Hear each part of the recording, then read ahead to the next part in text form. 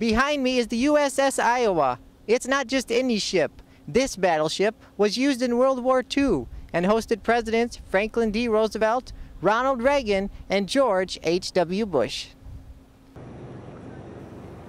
It took about 2 weeks to tow the USS Iowa from San Francisco to its new permanent home at Berth 87 in the San Pedro district of LA. She served, did interdiction there, then went to the East Coast.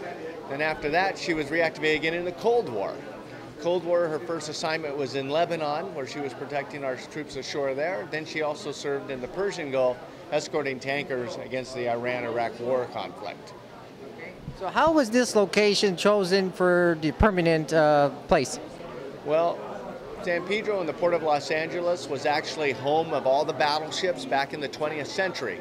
So there's a perfect tie. All of the Arizona, Pennsylvania, California, they were all home ported here up until 1940 when Roosevelt sent them to Pearl Harbor to put a little pressure on the Japanese. Of course, we know the tragedy that befell them on December 7th. So how easy or difficult would you say it was to move the ship from San Francisco? It was pretty easy getting out of the Golden Gate and getting her down here. The hard part was getting her out of her storage facility in Benicia. A lot of people don't realize this, that if we didn't get her out on October 27th at extreme high tide, which we only had 6 inches of water under our hull, because we had to go over a shoal in order to get out of that basin. They had built a bridge in 2005 over the main channel, so we really had no way to get her out of there until that high tide. And with silting in of 12 inches a year, this was our last opportunity before we'd have to do dredging, which would have taken another 3 years. I don't think this project would have happened if we did that. And today is the first day. It is open to the public.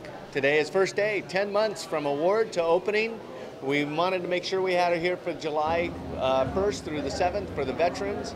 We made it, and now we're opened up to the public. Now, on this ship, will the propellers and engines stay here? Because I know when the Queen Mary, they took it out. So what's going to go on here? This ship needs to remain ready to go in case of a national emergency. And how will this ship improve tourism in the area?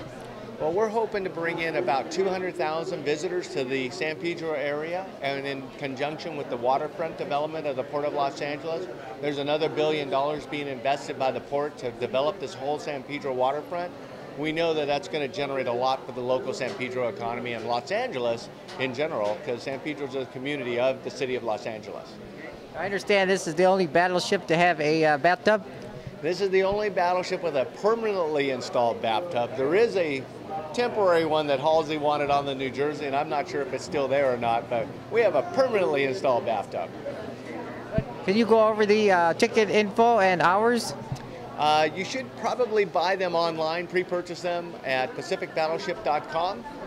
It's $18 for adults. There's a discount for seniors and military, and $10 for children. I think children 6 and under are free.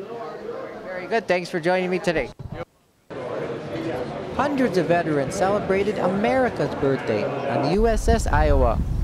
LA Mayor Antonio Villaraigosa, Iowa Governor Terry Bradstad, and President Roosevelt's great-granddaughter Juliana were also in attendance. So go ahead and tell me about some of the paintings that you have here. Okay, behind me, you see the top painting is of the USS Iowa in 1951. The painting below it is the ship in 1955.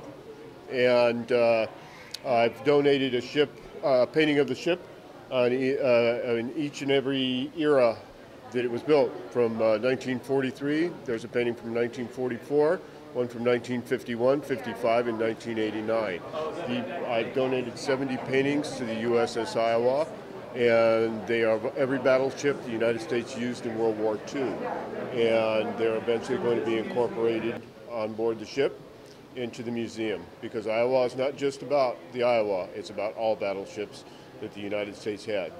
Okay, so about how long did it take to make one? Each painting takes about 3 days to do.